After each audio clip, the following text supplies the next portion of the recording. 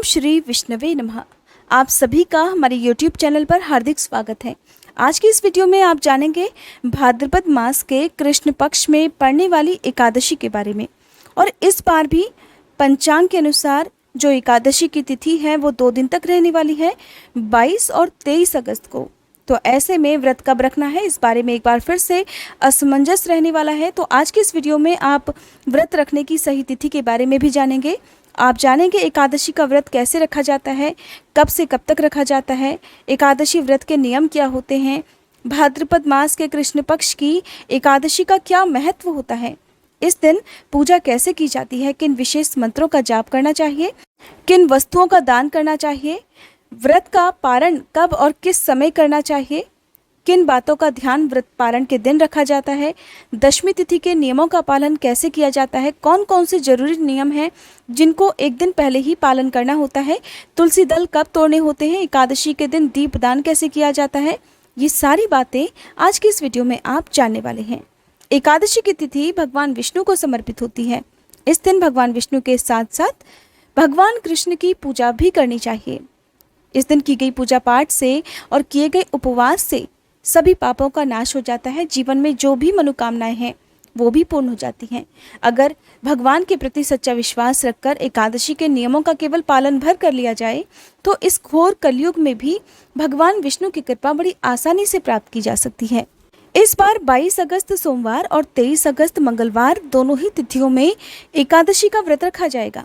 22 अगस्त को सभी गृहस्थ जन इस व्रत को रख सकते हैं और 23 अगस्त मंगलवार के दिन वैष्णव संप्रदाय के लोग इस व्रत को रखेंगे। भाद्रपद मास के कृष्ण पक्ष की इस एकादशी का नाम अजा एकादशी है।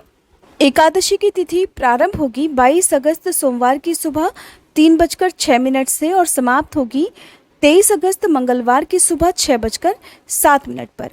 23 अगस्त को द्वादशी तिथि युक्त एकादशी और 22 अगस्त को दशमी तिथि युक्त एकादशी है।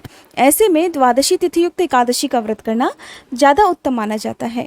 जो लोग भी 22 अगस्त को व्रत रखेंगे उन्हें 23 अगस्त को दोपहर के बाद ही अपना व्रत खोलना होगा, क्योंकि इस दिन यानी कि 23 अगस्त की सुबह को हरिवासर का समय रहेगा और हरिवासर का समय द्वादशी तिथि का जो शुरुआत का 5 से 6 घंटे का समय होता है वही कहलाता है। उस समय खोले गए व्रत को भगवान श्री हरि कभी भी स्वीकार नहीं करते हैं। इस बार एकादशी के दिन सारा ही दिन सिद्धि योग रहने वाला है। इसके अलावा 22 अगस्त सोमवार को सूर्योदय का समय रहेगा सुबह 6:09, सूर्यास्त का समय रहेगा शाम 6:50 और इस दिन ब्रह्म मुहूर्त का समय रहेगा सुबह 4:28 से लेकर 5:16 तक। अब जानिए एकादशी की पूजा के शुभ मुहूर्त के बारे में। तो गोधूली बेला के समय पितरों के नाम से दीपदान किया जाता है। शाम 6:41 से लेकर 7:05 तक का समय गोधूली बेला का मुहूर्त रहेगा। विजय मुहूर्त रहेगा दोपहर में 2:34 से लेकर 3:26 तक। विजय मुहूर्त हर काम में सफलता दिलाने वाला होता है। यदि आप इस दिन कोई भी नए कार्य की शुरुआत करना चाहते हैं तो इस समय आप कर सकते हैं। साथ ही यदि आपकी कोई मनोकामना है तो उसकी पूर्ति के लिए भी आप इस समय मानसिक पूजा कर सकते हैं। भगवान के मंत्रों का जाप करके अपनी मनोकामना के लिए प्रार्थना कर सकते हैं। एकादशी की शाम को पूजा का जो शुभ मुहूर्त है वो रहेगा शाम 6:54 से लेकर रात 8 बजे तक। द्वादशी तिथि प्रारंभ होगी 23 अगस्त मंगलवार की सुबह 6:08 से, जिसकी समाप्ति होगी 24 अगस्त बुधवार की सुबह 8:30 तक। ऐसे में जिन लोगों ने भी 22 अगस्त को व्रत रखा है उन्हें मैं बता दूं कि 23 अगस्त मंगलवार की सुबह लगभग 11 बजे तक हरिवासर का समय रहेगा। तो ऐसे में जिन्होंने भी 22 अगस्त को व्रत रखा है वो 23 अगस्त मंगलवार की सुबह 11:05 से लेकर 11:45 तक अपना व्रत खोल सकते हैं। सुबह के समय यदि आप व्रत नहीं खोल पाते हैं तो फिर शाम को भी व्रत तोड़ने का शुभ मुहूर्त रहता है, जब द्वादशी तिथि सारा दिन रहती है। तो ऐसे में दोपहर 2:33 से लेकर 3:25 के बीच में भी आप अपना व्रत खोल सकते हैं। जितने भी लोग एकादशी का व्रत रखते हैं उन्हें ध्यान रखना चाहिए कि व्रत खोलने से पहले अन्न ग्रहण नहीं किया जाता है। सुबह की पूजा आप जल्दी कर सकते हैं, लेकिन जो व्रत है वो हमेशा शुभ मुहूर्त में ही खोलना चाहिए। कई बार लोगों को व्रत खोलने की जो तिथि है या शुभ मुहूर्त है उसकी जानकारी नहीं होती है, जिस कारण उनके व्रत का पूरा फल उन्हें प्राप्त नहीं होता है। दान आप द्वादशी तिथि को किसी भी समय कर सकते हैं। वैसे द्वादशी तिथि को जब आप व्रत खोलते हैं तो उससे पहले दान करना शुभ माना जाता है। अगर आप सारी सामग्री का दान ना कर पाएँ तो कम से कम चींटियों के लिए आप शक्कर आटा डाल सकते हैं। गौ माता को आप गुड़ रोटी या आटे की लोई में गुड़ रखकर खिला सकते हैं, या छत पर चिड़ियों के लिए दाना पानी रखकर भी आप अपना व्रत खोल सकते हैं। जो लोग भी 23 अगस्त को व्रत रखेंगे उन्हें व्रत का पालन करना होगा 24 अगस्त बुधवार के दिन सुबह 6:11 से लेकर 8:30 तक, क्योंकि द्वादशी तिथि सुबह 8:30 के बाद से समाप्त हो जाएगी, इसलिए आपको तिथि के अंदर अंदर ही अपना व्रत खोलना होगा।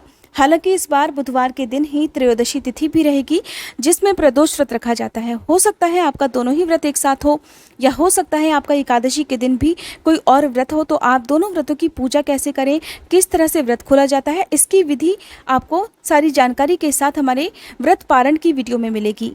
24 अगस्त बुधवार को सूर्योदय का समय रहेगा सुबह 6:10 और सूर्यास्त का समय रहेगा शाम 6:48 पर। अब बात करते हैं तुलसी दल तोड़ने की और दशमी तिथि के नियमों का पालन करने की।